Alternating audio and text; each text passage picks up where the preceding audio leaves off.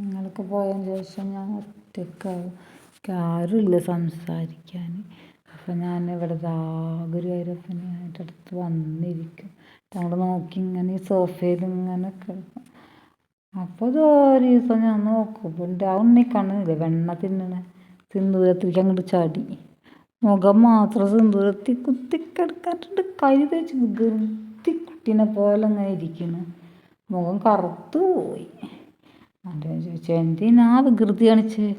അവിടെ ഇരിക്കുക, ഞാൻ തുടച്ചില്ല. സിന്ദൂരത്തിലാകെ കുളിച്ചിട്ട് കറുത്തിട്ട് പോയി മുഖം സിന്ദൂരം കൊണ്ട്. ഞാൻ അവിടെ ഇരുത്തി എന്തിനാ വികൃതി കാണിക്കുന്നത്? ഞാൻ വൃത്തിയാക്കിയൊക്കെ തന്നതല്ലേ രാവിലെ, പിന്നെ എന്തിനാ വികൃതി കാണിക്കുന്നത്? ഞാൻ വയ്യാണ്ടിരിക്കല്ലേ. അപ്പോഴാണ് മോള് വന്നപ്പോൾ മോളെ കുളിപ്പിച്ച് കൊടുത്തില്ലേ, എന്നെയും പറഞ്ഞിട്ടുണ്ട് മര്യാദ വൃത്തിയിലിരുന്നു. ഇന്ന് സിന്ദൂരം ഒരുക്കിൻ്റെ മുന്നിൽ ഭസ്മം ഒരുക്കുന്നു.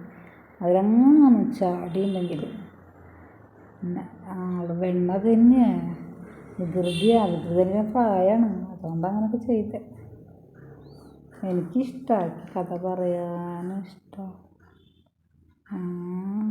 എന്തോ കഥ ഞാൻ പറയും വൈകുന്നേരം വരെ 4 മണി കഴിയില്ല നിങ്ങളൊക്കെ വരാൻ. അതുവരെ എങ്ങനെ ഭഗവാനെ കഥ പറഞ്ഞിരിക്കും. അങ്ങനെ നാമം ചൊല്ലണം. നിങ്ങൾക്ക് എല്ലാവർക്കും ഒരുമിച്ച് ചൊല്ലണം.